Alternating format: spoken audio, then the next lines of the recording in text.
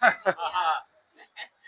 I was saying to him before, I would love what you guys are doing. I think people that stand for a mission and a cause and put yourself up for public scrutiny, it's really bold and it's really brave. And yeah, it's courageous as well. And you're standing up for animals who don't have a voice, and it's amazing. Yeah, I mean, someone's got to do it, you know.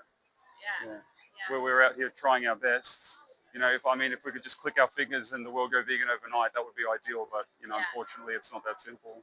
Yeah. Play your part. Yeah. So, are you through PETA or what organisation? So this is Vegan Action Melbourne. So see, he's got the symbol on the shirt there. Nice. Yeah, they're fairly small group. Yeah, I've only been volunteering with them for the past couple of weeks. But I think some are affiliated with PETA, maybe. I'm not sure. Yeah. We all advocate for the same thing at the end of the day. Yeah. Exactly. What do you think about meat that's not sort of farmed like this? Like if you went to a farm, like I shop at a butcher. Okay. And you know, like I eat beef pretty much, beef and lamb. And you know, like the cows are all free range, all grass fed, like they're allowed to roam free. Yeah. You know, like all the eggs, chickens are free range, they're all sort of grass fed. Yeah. You know. What do you think of that? So the animals that are slaughtered for meat, do you know how old they are when they're slaughtered? Or how young they are, sorry, I should say? Yeah, so for pigs, I think it's usually, it's either 6 weeks or 6 months when they can live 15, 20 years. Cows, they can live up to 20, 25 years. They're slaughtered at, maybe a year old. So they're virtually babies when they're slaughtered. Like imagine if you can put yourself in that situation, you're born, and from the moment you're born, your death is predetermined. It doesn't sound like a good existence. Like, what do you think? I don't have the facts on me. Yeah, and I mean, like, would you consider yourself an animal lover? Or even just dogs? Do you like dogs? Yeah. Would you say your dog is someone or something? Someone, definitely someone. Yeah, that's good. So, some people, I think they're a bit disingenuous. They try and say something. They're not inanimate objects, right?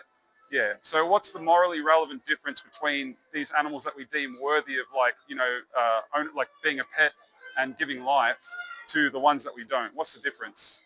Do you think there's a difference? Well, I guess ultimately they're animals at the end of the day. However, I think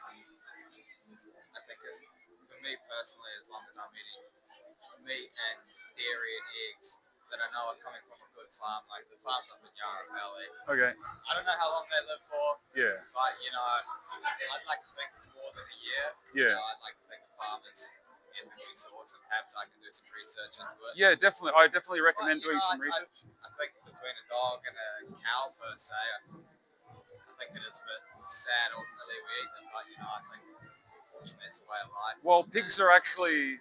So when you say it's the way of life, do you mean like it's natural, or? Well, yeah, I think it's natural. So there are a lot of horrendous things that happen in nature. Like animals will murder each other. Lions will sometimes kill their own young. See, we don't copy that behavior. We look at a lion and says, well, a lion eats meat, but that's the only thing that we want to copy, right? Do you think that's fair? Only mimicking certain traits that animals do? Like we have a highly developed brain. We have moral agency. We have morals. We wear clothes. So many things we do are unnatural. You have a mobile phone, so you can't look at a lion and be like, I want to eat meat because a lion does, when you won't do anything else that it does. Well, I don't think it's more the lion I'm looking at. I think throughout human evolution we've hunted. For sure, for survival, but we're not in a survival situation anymore.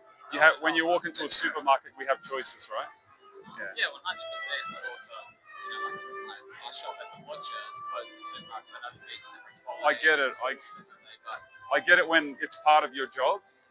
Look, we're not against taking people's jobs away from them. We try and support farmers and, like other people that are sort of in these industries to transition to, obviously better industries, or farming something else rather than farming animals, farm, crops, things like that. Have you ever tried any mock meats or things? Any vegan meats? I don't think I ever will. Why not? I think you're scared you'll like it? Scared I'll like it, maybe. See, the thing is, so let's just say you try a mock meat, right? And it's not quite as good as, what you used to, meat or bacon or whatever it is. Let's just say it tastes 10% or 20% less than, less is good than the real stuff. You're not paying for like this massive difference in taste when you buy the real thing. You're paying for this for 10 to 20% better taste, right? When you look at it from that point of view, doesn't think, wow, you know? Another thing for me as well, it's not just the taste, it's also the nutrients. Like, Okay. you're missing out on so many key nutrients. What are we missing out on? Like vitamin B12, Okay. vitamins, minerals, lots of protein and plant Okay. protein is synthesized differently. So Yeah. if you're not, like, it's Oh, not like you're really- talking about bioavailability, right? Yeah. So certain plant foods like soy is actually highly bioavailable. So you can have things like tofu, tempeh, a lot of mock meats have soy in it. So soy is highly peas and pea protein as well. You can get pea protein powder if you lift weights, go to the gym. Even meat-eating bodybuilders supplement with whey protein powder. So even they feel like they need more protein, and they will take like a whey protein supplement. So it's not exclusive to vegans, Yeah, As long as you're eating enough high protein plant foods like beans, greens, nuts, and seeds, you're going to get enough protein. Me personally, I'm an open water swimmer. I compete in 10-kilometer open water swims. I've been vegan for 9 years. Never been like protein deficiency doesn't exist unless you're starving to death, right? It's not a thing. Yeah. And as for the B12 thing, do you know where B12 originally came from? So it's a bacteria. So it used to blanket unsanitized lands and waterways and things. Now, because everything's clean, everything's sanitized, the only reliable way to get B12 is from a supplement. And the animals that we eat, they're actually supplemented with B12. So you're getting it secondhand. You're basically getting a secondhand B12 supplement. Yeah, you can research that if you like as well. I'm not just like making shit up. What would you say to someone that's like, I just really love the texture, Yeah. And So I I would ask them to watch this footage Yeah. and get them to ask themselves if that taste justifies what they see on the screen. And then at the end of the day, look, we're not forcing people. We can't force people to. We feel like the meat eaters are the ones forcing their views on these animals, but it's up to you to decide at the end of the day. So good. Thanks so much for your time. Yeah. My name's Anthony, by the way. Anthony, I'm Liam. Liam, nice to meet you. Yeah, great chat. Did you want to take a card? We've got some cards over here. I'll take a card.